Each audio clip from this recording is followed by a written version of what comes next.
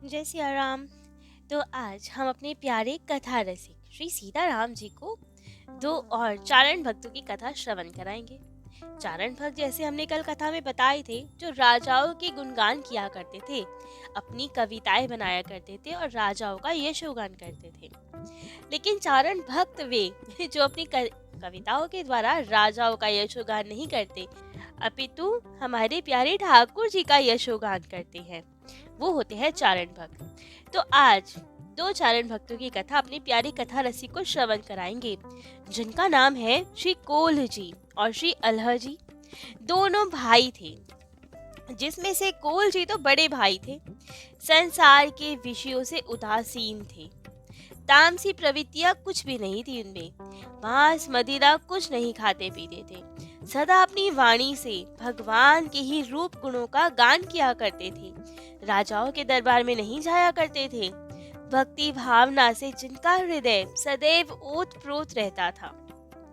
और ऐसे इनके छोटे भाई, जो इनके ऑपोजिट थे, वे मांस मदिरा सब खाते थे और राजाओं का गुणगान किया करते थे। इनके बिल्कुल ऑपोजिट। परंतु एक भाव उनमें ऐसा था जिसके कारण ठाकुर जी उन पे रीझ गए, जिसके कारण भक्तमाल में उनका चरित्र आ गया, और वे था अपने बड़े भाई के प्रति समर्पण भाव। अल्हा जी कोल जी के प्रति अत्यंत समर्पित थे, बहुत आदर करते थे। ठाकुर जी ईश्वर भगवान को इतना नहीं पूजते थे जितना अपने बड़े भाई को पूजते थे। उनकी समस्त आज्ञाओं का पालन किया करते थे और सदैव उनके समक्ष दीन भाव में भरकर रहा करते थे।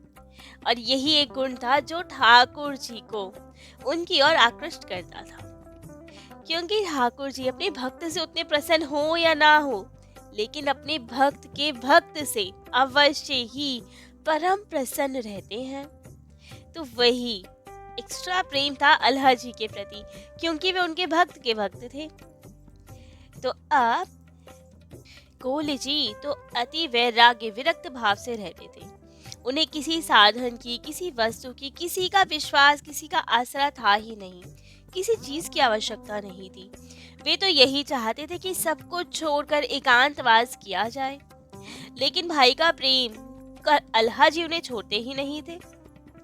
तो अब क्या किया जाए जिससे अल्लाह जी के प्रति या अल्लाह जी का प्रेम इनके प्रति कम हो जाए। तो इन्होंने विचार किया कि धामवास में ऐसी शक्ति है, किसी भी धाम की यदि वायु से उड़ाई हुई रजकण भी किसी पापी पे लग जाए तो मुक्त कर देती है। तो साक्षात यदि धामवास किया जाए तो उससे जीवों में भक्ति वैराग्य अपने आप उत्पन्न हो ही जाएगा। तो यही सोचा गया कि क्यों ना द्वारिकापुरी जाया जाए। वहां जब धाम के दर्शन करेंगे अल्लाह जी, तो विषयों से उनके हृदय में वैराग्य उत्पन्न हो जाएगा और सहजता में ही ये हमारा त्याग करके ठाकुर जी की ओर लग जाएंगे। यहाँ अगर हम इनसे कहें भी हमारा त्याग कर दो तो मानेंगे नहीं बात। तो बस एक दिन अल्लाह जी को बुला लिया कोल्ह जी ने और कह दिया, संसार के सभी भोग मिथ्या हैं, इसमें फंस कर हम अपनी आयु व्यर्थ में गंवाना नहीं चाहते। तो चलो द्वारिकापुरी चलते हैं, द्वारिका नाथ के दर्शन करते हैं और कुछ समय वहीं धामवास के भजन करते हैं। अल्लाह जी की भजन में तो कोई रुचि नहीं थी, लेकिन अपने भाई में तो थी। भाई के प्रति बहुत प्रेम था, उनकी सब आज्ञा मानते थे। तो अल्लाह जी तुरंत तैयार हो गए कि ठीक है, चलते हैं द्वारिकापुरी। आज्ञा पाते ही सब सामान, सब तैयारी कर ली और द्वारिका जी की ओर निकल पड़े। लेकिन ठाकुर जी की एक विलक्षण लीला घटी। जैसे ही दोनों भाई मंदिर में पहुंचे तो कोल्ह जी ने तो बहुत सुंदरता से छंद बनाए हुए थे। ठाकुर जी को खूब सारे छंद गाकर सुनाए, उनको रिझाया और इसके बाद अल्लाह जी को आज्ञा दी कि अब आप भी ठाकुर जी को कुछ छंद सुनाओ, क्योंकि दोनों ही चारण थे, दोनों को पद रचनाएं आती थी, कविताएं करनी आती थी। तो कोल्ह जी ने तो सुना दी और अपने छोटे भाई को आज्ञा दी कि ठाकुर जी का गुणगान करो, यहाँ आके अपनी कविता रूपी भेंट को श्री द्वारिका नाथ की सेवा में समर्पित करो। लेकिन अब ये सब सुनकर अल्लाह जी तो बहुत सकुचा गए। अब उनके हृदय में तो यही भाव कि मैं तो विषय तुच्छ प्राणी हूँ, मुझे कहाँ कोई लीलाओं का अनुभव होता है। ठाकुर जी का गुणगान का कोई ज्ञान नहीं है। क्या कविता बनाऊं, कैसे सुनाऊं? मैं तो केवल सांसारिक राजाओं की मिथ्या बढ़ाई में ही लगा रहता हूँ। वाणी दूषित है मेरी। उस दूषित वाणी से इन प्यारे से ठाकुर जी का निर्मल यश कैसे गाऊं मैं? अब यही सब विचार करके मौन रहे, लेकिन तुरंत फिर से कोल जी ने आज्ञा दी कि अरे, अनिवार्य है, ये हमारी आज्ञा है, ठाकुर जी का यशोगान करो। और जब भैया ने आज्ञा दे दी तो संकोच छोड़ के गुणगान करने लगे। सकुचाते हुए ही सही, लेकिन अपनी वाणी को पवित्र करने के लिए प्रभु के माधुर्य का वर्णन करने लगे। पटरानियों का, ब्रज गोपियों के श्रृंगार का, परस्पर प्रेम का वर्णन करने लगे। और यहाँ ठाकुर जी इनके प्रेम पे, अपने भाई के प्रति प्रेम पे इतना रीझ गए, ऐसी लीला की उन्होंने कि कविताएं सुनकर, भक्त प्रेम का वर्णन सुनकर ठाकुर जी ने हुंकार भरी, सिर हिलाए और कहा, वाह वाह, ये तो बहुत सुंदर कविताएं हैं। क्योंकि अल्लाह जी ने दीनता में भरकर संकोचवश कर कविताएं सुनाई थी। ठाकुर जी को तो तैरने प्यारा ही है, और ऊपर से ये तो भक्त का भी भक्त है। तो ठाकुर जी ने सोचा कि जैसे किसी माता पिता को प्रसन्न करना हो तो उनके बालक की खूब प्रशंसा करो, उनको खूब प्यार करो, तो माता पिता प्रसन्न रहते हैं। ठाकुर जी को लगा जब हम अल्लाह जी को प्यार करेंगे, उनका सम्मान करेंगे, तो कोल जी को भी बहुत अच्छा लगेगा, क्योंकि बड़े भाई हैं, पिता तुल्य हैं। तो इसीलिए ठाकुर जी ने पुजारी जी को आज्ञा दी कि अल्लाह जी को हमारी प्रसादी माला दे दो। क्योंकि ठाकुर जी रिझाना भी तो चाहते थे अल्लाह जी को, अपनी ओर खींचना भी तो चाहते थे, क्योंकि कोल जी तो इसीलिए लाए थे कि इनका मन भी ठाकुर जी में लग जाए तो आनंद आ जाए। तो बस ठाकुर जी को भी तो अपनी माया चलानी थी, अपने जाल में फंसाना था, अपने प्रेम में गिराना था अल्लाह जी को। तो प्रसादी माला पुजारी जी को कह दी, और पुजारी जी भी संकेत पाकर तुरंत अल्लाह जी के पास प्रसादी माला ले आए द्वारिकाधीश की। लेकिन अब जब अल्लाह जी ने देखा कि अरे, हमें क्यों प्रसादी माला दे रहे हो? ना तो हम भक्त, ना हम विरक्त, हम तो विषय गृहस्थ हैं। इन सब के अधिकारी तो हमारे बड़े भैया हैं, वे विरक्त संत हैं, वे तो ठाकुर जी से अत्यंत प्रेम करते हैं, उनकी ही गुणगान करते हैं, तो माला आप उन्हें पहनाइए। लेकिन पुजारी जी ने मना कर दिया, नहीं नहीं, ठाकुर जी ने माला पहनाने की आज्ञा आपको दी है, हम तो आप ही को माला पहनाएंगे। और इतना कह के अल्लाह जी के गले में माला डाल दी प्रसादी। अब तो ये सब देखकर कोल जी को बड़ा खराब लगा। अब चाहे इसे भगवत प्रेरणा समझ लो या फिर इसे अपनी भक्ति का अहंकार, जो भी था, लेकिन कोल जी को बहुत खराब लगा कि मैं तो विरक्त संत, हमेशा इनका गुणगान करूं, और जब प्रसादी माला देने की बारी आए तो अल्लाह जी को दे दे, जो तो गृहस्थ है, जो तो विषय भोगी है, राजाओं का गुणगान करता है। हमें माला नहीं दी, इसको माला दे दी। बहुत अपमान का अनुभव हुआ कोल्हे जी को। अब तो क्रोध में भरकर वहां से जाने लगे, मन में यही विचार, ये द्वारिका नाथ जी है, कैसे द्वारिका नाथ है? इनके दरबार में न्याय नहीं हुआ आज, सबको एक ही समान मान लिया इन्होंने, चाहे कोई विरक्त हो चाहे विषय हो। अंधेर नगरी बेबुझ राजा, टके सिर भाजी टके सिर खाजा। स्वयं गृहस्थ है ना, इसीलिए उन्होंने गृहस्थ को माला दिलवाई। पक्षपात किया ठाकुर जी ने तो आज, हम विरक्त हैं, हमारा अपमान किया, अनीति की आज ठाकुर जी ने। और ये कोल जी भूल ही नहीं पा रहे हैं, मन में तलवार का सा घाव हो गया उनके। और अब कोल जी को तो इतना अपमान बोध हुआ कि सोच लिया, अब हम प्राण नहीं रखेंगे अपने, समुद्र में कूदकर प्राणों का अंत करेंगे। और यही सब विचार कर ठाकुर जी की अनीति विचार कर समुद्र में कूद पड़े। लेकिन ठाकुर जी की इच्छा, शायद उन्होंने ही इनके हृदय में ये भाव जगाया हो। समुद्र में कूद तो गए लेकिन डूबे नहीं, तैरते तैरते कुछ आगे एक भूमि पे जा पहुंचे, जो कि द्वारिका जी की दिव्य भूमि थी। अब ये देखकर तो बड़े प्रसन्न, मन का कुछ दुख दूर हुआ। तभी फिर स्मरण हो गया कि नहीं नहीं, आज तो द्वारिकाधीश जी ने अन्याय किया है हमारे साथ। लेकिन तभी आगे बढ़ने पर दिव्य पार्षद आए जो इनकी अगवानी कर रहे थे। तब इन्हें थोड़ा संतोष हुआ। वे ले गए इन्हें श्री कृष्ण जी के पास। अब तो ठाकुर जी ने खूब प्रेम से इन्हें मिला, आदर से अपने पास बिठाया। खूब आनंद आया। अब तो सब भूल गए, क्या अपमान हुआ क्या सम्मान हुआ, कुछ ध्यान ही नहीं। ठाकुर जी के दर्शन हो रहे हैं, सब दुख चला गया। अति सुख सागर में डूबने लगे अब ये। और तभी ठाकुर जी ने कहा भोजन प्रसाद लाया जाए, और इनके समक्ष 2 पत्तलें परोसी। अब तो ये हैरान कि एक तो मेरी पत्तल है, दूसरी किसकी है।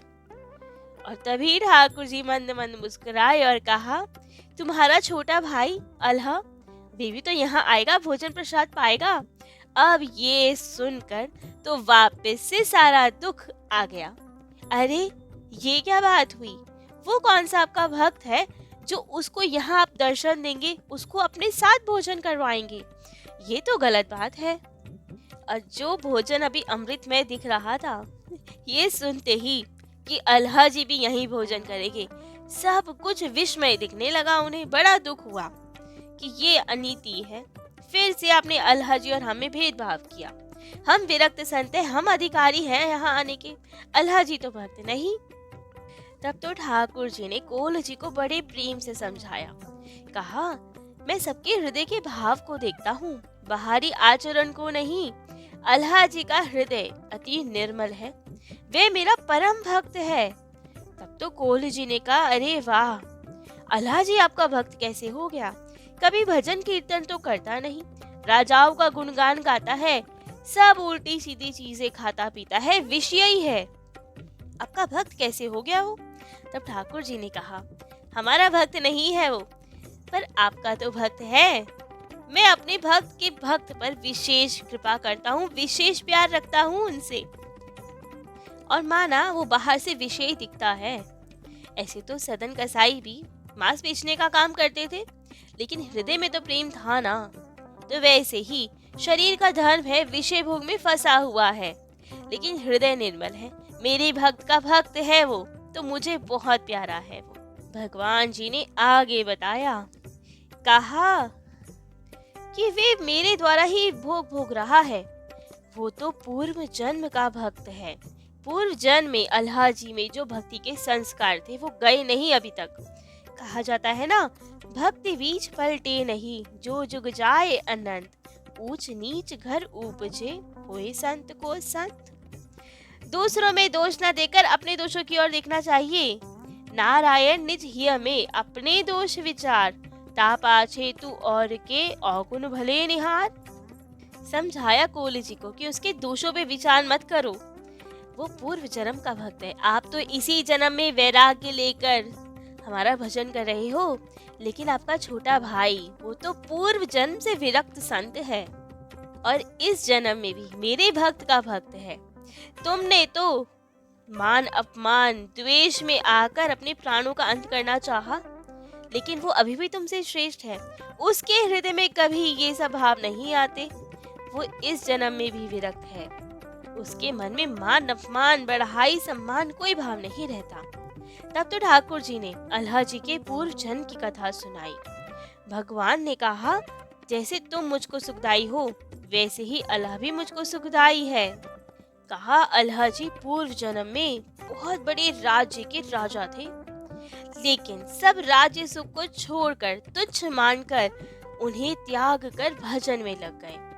बहुत दिन तक वन में रहे, खूब आनंद से हमारा भजन किया, परंतु एक समय एक राजा वहां शिकार खेलने आया और उसके साथ बहुत बड़ी समाज आया। नृत्य गान करने वाली बहुत सारी स्त्रियां आई, बहुत सारे इष्ट मित्र मंत्री सब आए, और सब ने वहां खूब सारा खान पीन किया, हंसना बोलना किया, खूब विषय भोग किया। और यही सब देखकर अल्हा जी जो पूर्व जन्म के राजकुमार राजा थे, उनके मन में विषय भोग समा गए। उन सबको देखकर इनके मन में यही आया कि यदि मैं भी आज राजा होता, अपने राज्य में होता, तो मैं भी ऐसे सुखी रहता, मैं भी भोग विलासों में रहता, अच्छे अच्छे व्यंजन खाता, खूब नृत्य गान का आनंद लेता। लेकिन अब मैं वापस भी नहीं जा सकता, क्योंकि अब शरीर इतना तप चुका है भजन करते करते कि इसमें भोग भोगने की सामर्थ्य ही नहीं बची। और यही सब सोचते सोचते, विषय भोगों का विचार करते करते उस पिछले जन्म में अल्लाह जी का शरीर छूट गया। और अब जैसा कि हम सुनते हैं, मनुष्य का जहाँ चिंतन होता है मृत्यु के समय, ठाकुर जी वही गति उसे प्रदान करते हैं। अब ये भक्त थे ठाकुर जी के, और ठाकुर जी अपने भक्त की कोई भी इच्छा ऐसे ही जाने नहीं देते, अवश्य उसे पूरी करते हैं, चाहे वो सकाम इच्छा ही क्यों ना हो। थोड़ा दुख होता है ठाकुर जी को भी वो पूर्ति करते हुए, लेकिन फिर भी पूर्ति अवश्य करते हैं। तो इसीलिए अल्लाह जी के मन में पूर्व जन्म में यही सब विचार था कि काश हम ये सब विषय भोग भोगते, हम भी आनंद से रहते, सब खाते पीते। तो ठाकुर जी ने इस जन्म में वही सब विषय भोग इन्हें दिए। ठाकुर जी की इच्छा से ही सब विषय भोग भोग रहे थे, और जब समय पूरा हुआ तब ठाकुर जी ने वापस अपने पास बुलाना चाहा अल्लाह जी को, इसीलिए प्रसादी माला देकर अपनी और खींचना चाहा। तो अब जब ये सब बातें सुनी कोल्ह जी ने, तब तो हृदय से द्वेष भाव दुख सब चला गया। अल्लाह जी के प्रति हृदय में सम्मान जागृत हो गया कि ये पूर्व जन्म के भक्त है, ठाकुर जी के इतने प्यारे हैं। तब ठाकुर जी ने आज्ञा दी, तुम्हारे वियोग में तुम्हारा छोटा भाई अन्न जल सबका त्याग करके बैठा है, तुम्हारे वियोग में ज्यादा दिन जीवित नहीं रह सकता वो, तो अब जाओ, शीघ्र जाओ, अपने भाई की खबर लो। कोल जी के हाथ में अपनी प्रसादी माला दी, शंख चक्र के चिन्ह लगाए, अल्लाह जी के लिए भी प्रसाद दिया, और तुरंत सब अपमान को दुख के समान भुलाकर कोल जी चल दिए वहां से। और यहाँ अल्लाह जी को तो कुछ पता ही नहीं, उन्हें पता ही नहीं कि प्रसादी माला से कोल जी के हृदय में कितना दुख हो गया था, क्योंकि ठाकुर जी की प्रसादी माला पहनकर उसकी सुगंध में अल्लाह जी ऐसे खोए, सुध बुध खो बैठे। ठाकुर जी की माला थी, साधारण बात थोड़ी थी, हृदय में भक्ति का जागरण हो रहा था, ठाकुर जी के प्रेम में डूब रहे थे वे, तो उसी में खोए हुए थे। लेकिन जब चेतना आई, देखा कि बड़े भैया कोल्ह जी कहाँ गए, तो तुरंत ढूंढने लगे। मंदिर के बाहर आए तो पता लगा कि कोल्ह जी तो समुद्र में गिर पड़े। अब इन्हें तो पता नहीं कि वे जानबूझ के कूदे हैं या क्या। बड़े दुखी हुए कि हमारे भैया कहाँ गए, क्या हो गया, और निश्चय कर लिया कि अब जब तक हमें हमारे बड़े भ्राताश्री नहीं मिलेंगे, अन्न जल कुछ ग्रहण नहीं करेंगे। भाई के वियोग में अपार दुख होने लगा। कुछ समय बीता तो सोचा कि कहीं ऐसा तो नहीं कि भैया समुद्र से निकलकर घर चले गए हों, एक बार घर जाके भी देखना चाहिए। तो घर आए, ढूंढा, लेकिन कोल जी तो नहीं मिले। तो सब अन्न जल त्याग कर बैठ गए अल्लाह जी, और वहाँ कोल जी तो वही दोनों पारस जो ठाकुर जी ने दो परोसे थे, उनके आगे भोजन प्रसाद पाया तो था नहीं। कथा सुनने लग गए थे अल्लाह जी के पूर्व जन्म की, और जब इतना प्रेम पता लगा तो आपसे भी भोजन नहीं पाया गया। ठाकुर जी ने दोनों ही पारस, दोनों ही भोजन प्रसाद इन्हें दे दिए कि ले जाओ अपने साथ और शीघ्र जाओ अपने भाई के पास। इनके हृदय में भी व्याकुलता हो गई थी अपने भाई से भेंट करने की, क्योंकि अब जान गए थे कि वे महान भक्त हैं। तो तुरंत वहां से आने लगे। पार्षदों ने जल्दी से इन्हें धराधाम के द्वारिका धाम में पहुंचा दिया। तब तो दिव्य द्वारिका में थे और वहां से आने का कोई विचार भी नहीं था, लेकिन जब अपने भाई की भक्ति सुनी तो तुरंत वहां से आने लगे। अब जैसे पीपा जी कभी समुद्र से निकले थे, सूखे वस्त्र के साथ, शंख चक्र की गदा के साथ, उसकी छप के साथ, वैसे ही आज कोहली जी भी निकले समुद्र से वही दिव्यता के साथ, और अपने भाई का चिंतन करने लगे। चिंतन करते करते ऐसी लीला हुई, ठाकुर जी ने क्षण मात्र में उन्हें अपने गांव पहुंचा दिया। और यहाँ अल्लाह जी का भी अनशनवत प्रसिद्ध हो रहा था। तो कोल्ह जी दौड़कर अपने भाई के पास जा रहे हैं कि उनसे भेंट करेंगे, उनके चरणों में प्रणाम करेंगे अपने छोटे भाई के, क्योंकि वो पूर्व जन्म के भक्त हैं। अल्लाह जी को भी पता लग गया कि कोल्ह जी को दिव्य द्वारिका के दर्शन हुए हैं और वहीं की प्रसादी लेकर हमारे पास आ रहे हैं। तो यहाँ से अल्लाह जी भी दौड़कर भागे अपने भाई से भेंट करने। कोल्ह जी ने जब दूर से ही देखा अल्लाह जी को आते हुए, तो तुरंत उनके चरणों में लिपट गए, दंडवत प्रणाम करने लगे। लेकिन अल्लाह जी भी तुरंत लपक के उठाया, कोल्ह जी के चरणों की धूलि को अपने मस्तक पर रखा, साष्टांग प्रणाम किया। दोनों भाइयों के नेत्र से अश्रुधार बह रही है। ग्राम वासियों की भीड़ ये सब प्रेम को देखकर भाव विभोर हो रही है। दोनों भाइयों को प्रणाम कर रहे हैं सब ग्रामवासी और दोनों भाई एक दूसरे को अपने हृदय से लगाकर खूब आनंद का अनुभव कर रहे हैं। कोल जी कह रहे हैं रोते रोते, हे मेरे छोटे भाई, मुझे भी वही भक्ति दे दो जिसके अधीन होकर प्रभु ने हुंकार भरी थी, जिसके अधीन होकर प्रभु ने आपको अपनी प्रसादी माला दी थी। और यहाँ अल्लाह जी कह रहे हैं, नहीं नहीं भैया, आप मुझे वो भक्ति भाव प्रदान कर दीजिए जिसके कारण आपको दिव्य द्वारिका के दर्शन हुए। द्वारिका नाथ ने साक्षात आपको दर्शन दिए, अपनी कृपा प्रसाद आपको दिया, हमें वो भक्ति भाव दे दीजिए। दोनों भाई एक दूसरे को श्रेष्ठ मान रहे हैं। तब तो कोल जी ने बताया अल्लाह जी को कि ठाकुर जी आपकी कितनी प्रशंसा कर रहे थे, क्या क्या बता रहे थे। ये सब सुनकर अल्लाह जी तो प्रेम मग्न हो गए कि मुझ विषय जीव को ठाकुर जी अपना मानते हैं, अपना भक्त मानते हैं, मेरे लिए प्रसाद भेजा, मुझ पे इतनी कृपा की, मेरा स्मरण करते हैं ठाकुर जी। यही सब सोचकर अब हृदय में वैराग्य उत्पन्न हो गया। ग्रह आसक्ति सब अपने आप ही छूट गई, कुछ होना नहीं पड़ा इन्हें। जैसे कभी गदाधर जी जीव गोस्वामी जी का पत्र पढ़ते ही वृंदावन धाम को चल दिए। आज ठाकुर जी की वार्ता सुनकर अल्लाह जी भी कोल जी के साथ साथ वृंदावन को चल दिए और दोनों भाई ठाकुर जी के प्रेम में पगे हुए वृंदावन में रह के खूब आनंद से भजन करने लगे। तो ऐसी दिव्य कथा तो आज यही विश्राम देते हैं। कोल जी और अल्लाह जी का दिव्य चरित्र यही विश्राम देते हैं। कल अपने प्यारे कथा रसिक श्री सीताराम जी को उनके और चारण भक्तों की कथा श्रवण कराएंगे। आज के लिए इतना ही। जय जय श्री सीताराम।